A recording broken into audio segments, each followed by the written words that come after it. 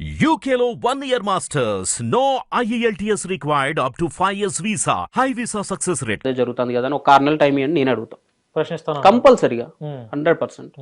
తమ్ముడు ఇప్పుడు నువ్వు గతంలో శ్రీరెడ్డి గురించి 2-3 వీడియోస్ చేసావు. అంటే నీతో పాటు చాలా మంది కూడా శ్రీరెడ్డి మీద వీడియోస్ చేశారు. అసలు ఈ అమ్మాయి సభ్య సమాజంలో తలదించుకునేలా ఈ యొక్క బిహేవియర్ ఉంది అని చెప్పి. ఇప్పుడు నిన్న ఒక బ్రేకింగ్ న్యూస్ చూసాం మనం. శ్రీరెడ్డి మీద కర్నూలు జిల్లాలో పోలీస్ కేసు అయితే నమోదైంది. మరి మేబీ అన్ని అనుకున్నట్టుగా పోలీసు వాళ్ళు అనుకున్నట్టుగా ఈ రోజు రేపు శ్రీరెడ్డిని అరెస్ట్ చేసే అవకాశాలు ఉన్నాయి అని అంటున్నారు. అంటే శ్రీరెడ్డిని అరెస్ట్ చేయొచ్చా అంటే లీగల్ గా చేస్తే మంచిదే.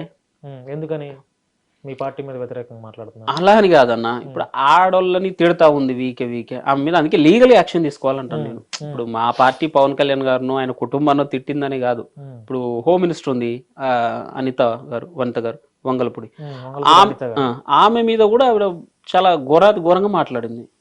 అట్లానే చాలా మంది లేడీస్ మీద, టీడీపీలో ఉన్న లేడీస్, జనసేన మీద ఉన్న లేడీస్ అందరి మీద ఆవిడ ఎట్లా పడితే అట్లా మాట్లాడింది. కాబట్టి లీగల్గా తీసుకుంటే మంచిదే, చూడాలి.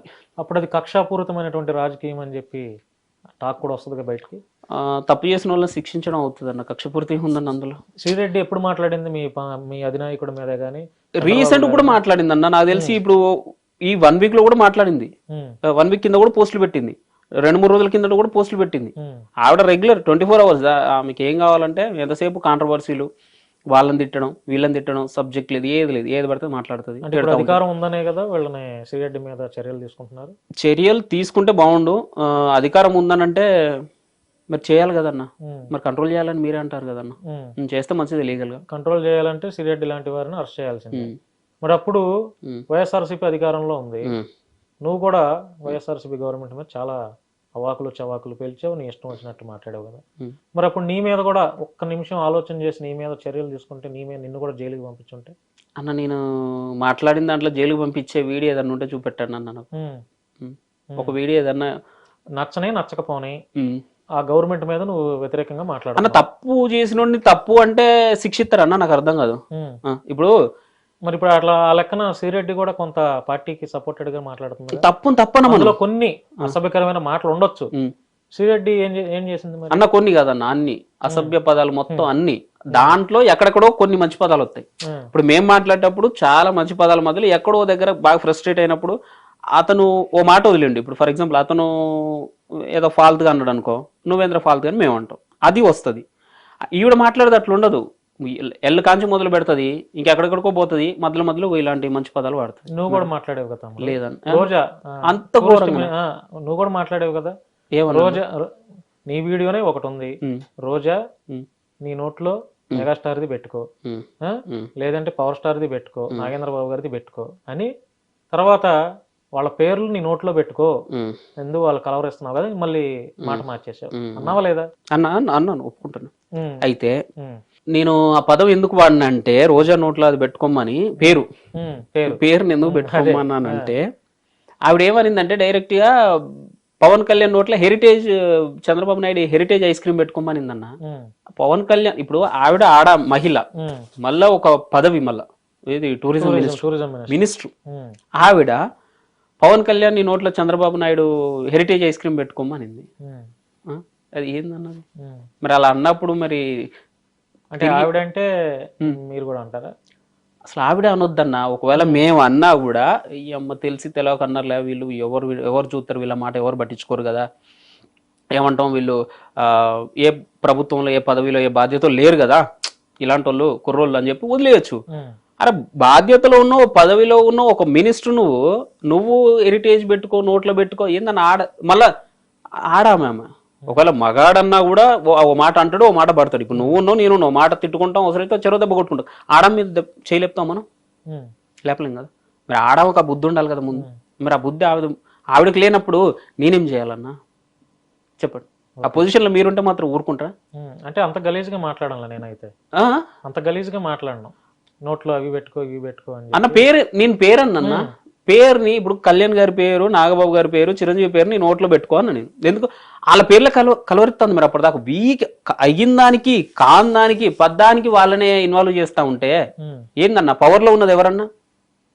పవన్ కళ్యాణ్ ఎవరికి సాయం చేయలేదు, చిరంజీవికి మానవత్వం లేదు, నాగబాబు అసలు ఆయనకు రాజకీయం తెలీదు, ఎందుకు ఇవన్నీ ఇప్పుడు పవర్లో ఉన్నది నువ్వు, ఇప్పుడు వాళ్ళ రాజకీయం గురించి నీకెందుకు, ఓడిపోయింది కదా పవన్ కళ్యాణ్, చిరంజీవి పాలిటిక్స్ వదిలేసింది కదా, నాగబాబు గారు ఆయన పనాన్ని చేసుకుంటాను కదా, వాళ్ళ పేర్లు నీకెందుకు రోజు ఇక్కడ సందర్భం కాదు కదా, వాళ్ళ లాక్కొత్తావు మళ్ళీ ఏ పదం అది వీకి వీకి మగడు నాకే అసహ్యంగా ఉందన్న చెప్పాలంటే, ఆ హెరిటేజ్ ఏంది అది, మరి అట్లా అన్నప్పుడు నేను అనొద్దా? తమ్ముడు, ఆంధ్రాలో జనసేన పార్టీకి కళ్యాణ్ దిలీప్ సుంకర, రాజేష్ మహాసేన ఇద్దరు చాలా సపోర్టెడ్గా మాట్లాడారు జనసేన పార్టీ అధినేతకి. మరి ఒకానొక దశలో ఇద్దరు, రాజేష్ మహాసేన అవ్వచ్చు, కళ్యాణ్ దిలీప్ సుంకర ఇద్దరు వైసీపీకి ఫేవర్గా మాట్లాడారు. ఎప్పుడు? ఎలక్షన్ టైంలో. అంటే ఈ 5 ఏళ్ల పీరియడ్లో వైసీపీ మీద ఇష్టం వచ్చినట్టు మాట్లాడి, అంటే తీవ్ర స్థాయిలో ధ్వజమెత్తినటువంటి ఈ ఇద్దరు ఎలక్షన్కి ఇంకొక నెల రోజుల ముందనంగా కంపల్సరీగా మళ్ళీ వైఎస్ఆర్సీపీ అధికారంలోకి వస్తుంది, వైఎస్ జగనే ముఖ్యమంత్రి అవుతాడని చెప్పి వీళ్ళిద్దరూ మళ్ళీ మాట్లాడారు. అంటే దీని మీద నీ కామెంట్ ఏంటి? అసలు వాళ్ళు ఎందుకు అలా మాట్లాడాల్సి వచ్చింది? కళ్యాణ్ దిలీప్ మాట్లాడింది అయితే ప్రస్తుత కూటమి తీసుకున్న నిర్ణయం, 21 సీట్లకు కళ్యాణ్ గారు ఆగిపోవడం, తర్వాత జగన్ రెడ్డి ఇచ్చిన సంక్షేమ పథకాలే జనాల్లోకి గట్టిగా వెళ్ళినట్టు కనపడతా ఉన్నాయి. ఆ 10,000 మీద డిపెండ్ అయ్యే జనాలు ఎక్కువ కనపడతా ఉన్నారు ప్రస్తుతం. కాబట్టి ఆ 10,000 లబ్ధి పొందిన వాళ్ళంతా ఓట్లేస్తే ఆబ్వియస్లీ జగన్ రెడ్డికి ఎడ్జ్ కనపడతా ఉంది.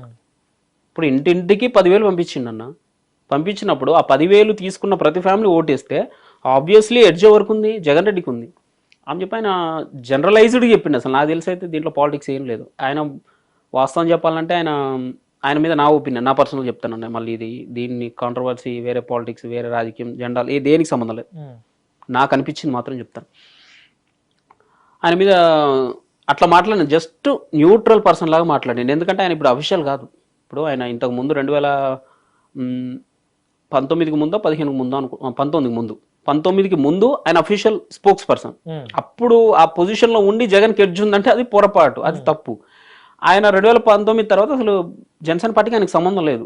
యాజ్ ఎ ఫ్యాన్, నా లాగానో మీలాగానో ఇంకొకరి లాగానో యాజ్ ఎ ఫ్యాన్గా వీడియోలు చేసుకుంటా ఉన్నారు. ఆయనకు అనిపించింది ఆ టైంలో 21 సీట్లు అనేసరికి కొంచెం డిసప్పాయింట్ అయ్యి, ఆ డిసప్పాయింట్మెంట్లో వచ్చిన మాటలే అవి తప్పితే ఆయన సపోర్ట్ చేయలే. అసలు జగన్ రెడ్డికి కళ్యాణ్ దిలీప్ సుంకర్ సపోర్ట్ చేయలేదు. కానీ జనసేన వాళ్ళే కళ్యాణ్ దిలీప్ సుంకర్ అని ట్రోల్ చేశారుగా, వైసీపీ ప్యాకేజ్ స్టార్ అని, అమ్ముడు పోయాడని చెప్పి కొంతమంది. మరి అట్లాగా జనసేన వాళ్లే ఆయన ట్రోల్ చేశారని చెప్పి ఆయన పూర్తిగా జనసేన పార్టీకి వైదొలిగారు. అంటే అప్పుడు దాకా ఆ స్థాయిలో జనసేన పార్టీకి ఒక విధంగా సోషల్ మీడియా ద్వారా ఉత్తేజితమైనటువంటి ప్రసంగాలు చేయడంలో కళ్యాణ్ దిలీప్ సుంకర్ నెంబర్ 1 ప్లేస్ లో ఉన్నాడు. అవునా కాదు? అట్లాంటిది చివరి టైంలో, పీక్స్ టైంలో ఆయన దూరం అయిపోయాడు. అది కొంత మీ పార్టీకి మంచిదేం కాదేమో కదా, కొంచెం డిసప్పాయింట్మెంట్ అయితే అనిపించింది. ఎందుకంటే పార్టీలో అందరూ ఉంటారు, సబ్జెక్ట్ గా మా సబ్జెక్ట్ తోనే మాట్లాడేవాళ్ళు చాలా తక్కువ మంది ఉంటారు, పొలిటికల్ గా చాలా మంది ఉన్నారు. ఆ సబ్జెక్ట్ తోనే మాట్లాడే వాళ్ళలో కళ్యాణ్ దిలీప్ సుంకర్ ఒకళ్ళు. సో మరి ఆయన దూరం అయ్యాడు. ఇప్పుడైనా సరే మీ పార్టీ ఏదన్నా మళ్ళీ చేర్చుకునే ప్రయత్నం ఏమైనా చేస్తుందంట, అంటే మీకున్నటువంటి ఆలోచనల్లో? మేబీ ఇన్ ఫ్యూచర్ కంపల్సరీ ఆయన అవసరం ఉంటుందని నేను కూడా అనుకుంటాను.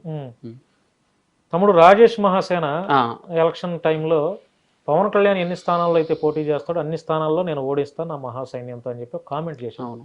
కానీ అంతకుముందు రాజేష్ మహాసేన ఒక సమ్ ఇన్సిడెంట్లో ఆయన ఇరుక్కుంటే పవన్ కళ్యాణ్ గారు ఫోన్ చేసి ఆయన అప్రిషియేట్ చేస్తే రాజేష్ మహాసేన చుట్టూ ఇంత సైన్యాన్ని పెట్టుకొని నవ్వుతూ, పవన్ కళ్యాణ్ గారు నాకు ఫోన్ చేయడం ఏంటండి, ఆయన స్థాయి ఏంది, నా స్థాయి ఏంది అని చాలా, అదేదో ఆయనకి 100 కోట్లు ఏదో డబ్బు వస్తే ఎంత హ్యాపీగా ఫీల్ అవుతారో ఆ రకంగా ఫీల్ అయినటువంటి రాజేష్ మహాసేన సడన్ గా, అంటే మరి ఆయనకి డే బై డే ఫ్యాన్స్ పెరుగుతున్నారనా, లేకపోతే చంద్రబాబు గారు వాళ్ళు కూడా నాతో నన్ను స్టేజెస్ మీద పక్కన కూర్చోబెట్టుకొని ఈ రకంగా నాకు మాట్లాడుతున్నారని మరి ఆయన ఎక్కువ ఊహించుకున్నారో ఏమో కానీ, పవన్ కళ్యాణ్ గారిని అంతా అభిమానించినటువంటి రాజేష్ చివరి టైంలో కంపల్సరీగా జనసేన ఓడిస్తాం, ఆయన ఎక్కడ ఎంతమందిని పెట్టినా ఓడిస్తాం అని చెప్పి ఒక కామెంట్ చేశారు. దాని మీద మీ కామెంట్ ఏంటి? ఆయన తొందరపడ్డారు అనిపించింది నాకైతే 100%. పవన్ కళ్యాణ్ గారిని ఓడిస్తా అనేది కరెక్ట్ కాదు. కాకపోతే అతనికి సీటు పోయిందన్న బాధ అయితే ఉండొచ్చు. ఆ బాధ నేను అర్థం చేసుకున్నాను. బాధలో అలా మాట్లాడారా? బాధలో ఆయన అలా మాట్లాడి ఉండొచ్చు, కానీ ఆ స్టేట్మెంట్ అయితే ఇచ్చి ఉండకూడదు అసలు. అదైతే రాంగ్, 100% రాంగ్. ఆ సీటు పోయిందన్న బాధ ఉండొచ్చు, కానీ మరి అంటే ఆ సీటు పోవటంలో ఎవరి ప్రమేయం ఉండొచ్చు ఎక్కువ అన్న? ఇది మళ్ళీ నేను మాట్లాడితే దీన్ని మళ్ళీ కాంట్రవర్సీ చేసి మళ్ళీ దీన్ని, అంటే నీకున్న అనాలిసిస్ లో తమ్ముడు, ఇప్పుడు నువ్వు కూడా జనసేన పార్టీలో అంత పరిచయాలు ఉంటాయి కదా, నువ్వు మాట్లాడుతూ ఉంటావు కదా. టు బి ఫ్రాంక్, ఇప్పటికే నా మీద కూడా కొంత వస్తుందన్న. నేను ఇది డీప్ గా మాట్లాడితే మళ్ళీ ఇంకా ఎడిపోద్దో నాకు తెలియదు. మరి అంటే చెప్పు, పర్లేదు, నీకు అనిపించింది చెప్పు, తప్పేముంది, ఫ్యాక్ట్ మాట్లాడడం తప్పేముంది. రాజేష్ మహాసేన సీటు పోవడంలో 3 పార్టీల హస్తం ఉంది. ఏ పార్టీలు? జనసేన, టీడీపీ, బీజేపీ, 3 పార్టీలు కలిసే అతనికి సారీ రెండు కలిసి అనౌన్స్ చేసినాయి, 3 కలిసి ఇతనికి జనసేన కలిసి టికెట్ అనౌన్స్ చేసింది. బీజేపీ యాడ్ అయిన తర్వాత ఇతను ఎందుకో సూటబుల్ కాదనో, లేకపోతే అక్కడ ఉన్న పరిస్థితులను బట్టో, లేకపోతే అక్కడ జనాల ఒపీనియన్ బట్టో, అక్కడ ఉన్న ఓటర్ల ఇంట్రెస్ట్ ను బట్టో మొత్తానికి అయితే ఆ సీట్ అతను కాదు, మార్చేద్దాం అని చెప్పి వాళ్ళు డిసైడ్ అయ్యారు. అంటే ముగ్గురు కలిసి ఇప్పుడు అధిష్టానం సీట్లు అనౌన్స్మెంట్ చేసేటప్పుడు పవన్ కళ్యాణ్ గారు, చంద్రబాబు గారు కలిసి ఏ నియోజకవర్గాల్లో ఎవరెవరినైతే పెడితే బాగుంటుందని ఆలోచన చేసే అనౌన్స్మెంట్ చేస్తారు కదా ఈ నియోజకవర్గానికి. ఇతను ఆ టైంలోనే పి గన్నవరానికి రాజేష్ మహాసేనని ప్రపోజల్ పెట్టి అఫీషియల్ గా అనౌన్స్మెంట్ చంద్రబాబు గారు అనౌన్స్మెంట్ చేశారు కదా. అంటే రాజేష్ మహాసేన మన పార్టీ కష్టకాలంలో కూడా వాయిస్ ఇచ్చాడు, మన పార్టీ కోసం మాట్లాడాడు, మన కోసం మాట్లాడాడు. అట్లాంటి అతను ఎస్సీ క్యాండిడేట్ మన పార్టీలో కావాలని చెప్పి చంద్రబాబు గారు, ఇప్పుడు ఆయన ఏమి సాదాసీదా వ్యక్తి కాదు కదా, 40 ఏళ్ళ రాజకీయ దురంధరుడు ఆయన. అట్లాంటిదంటే ఆయన నిర్ణయం తప్పైంది అంటారా రాజేష్ మహాసేనకి టికెట్ ఇచ్చి తప్పైందంటే మేము మేబీ గ్రౌండ్ రియాలిటీ తెలియకనా, లేకపోతే ఆ సీట్ అనౌన్స్ చేసిన తర్వాత ఆ రేంజ్ లో నెగిటివిటీ వస్తుందని వీళ్ళు ముందు ఎక్స్పెక్ట్ చేయలేదేమో. సీట్ అనౌన్స్ చేయలేదు, అక్కడ జనాలకు తెలియదు అప్పటిదాకా. ఇప్పుడు వీళ్ళ మదిలో ఉంది, ఓకే రాజేష్ మహాసేన ఈ సీటు ఓకే ఆయన ఎలిజిబుల్ అని చెప్పి వీళ్ళు డిసైడ్ అయ్యారు. ఇక్కడ అనౌన్స్ అయిన తర్వాత జనాల్లోకి వెళ్తుంది, ఆ గన్నవరం జనాలందరికీ ఓహో మాకు ఎమ్మెల్యే ఎవరు ఇక్కడ టీడీపీ నుంచి రాజేష్ మహాసేన, ఇతనికి ఇవ్వకూడదు అని చెప్పి జనాలు అప్పుడు తిరుగుబాటు రావడం వల్ల వీళ్ళు డిసిషన్ చేంజ్ చేసుకుని ఉండొచ్చు. ఇప్పుడు ఆయన వీడియోస్ చూస్తున్నారా మీరు ఈ మధ్య కాలంలో? అంటే ఎక్కువగా రాజేష్ మహాసేన ఇంతకుముందు జై తెలుగుదేశం, జై జనసేన, జై చంద్రబాబు, జై పవన్ కళ్యాణ్, జై లోకేష్ అనే రాజేష్ మహాసేన ఈ మధ్య కాలం నుంచి కొంతకాలం నుంచి ఆయనకి ఎప్పుడైతే సీటు పోయిందో అప్పటి నుంచి అంటే ఆయన స్టేట్మెంట్ ఏదైతే పవన్ కళ్యాణ్ ఓడిస్తా అని చెప్పి స్టేట్మెంట్ ఏదైతే పాస్ చేశారో ఆ నెక్స్ట్ డే నుంచో ఆయన వీడియోస్లో జై చంద్రబాబు, జై లోకేష్, జై తెలుగుదేశం, జై మహాసేన అని మాత్రమే అంటున్నాడు. ఇంతకుముందు జై పవన్ కళ్యాణ్, జై జనసేన అన్నారు, ఇప్పుడు ఆ మాట అనట్లేదు.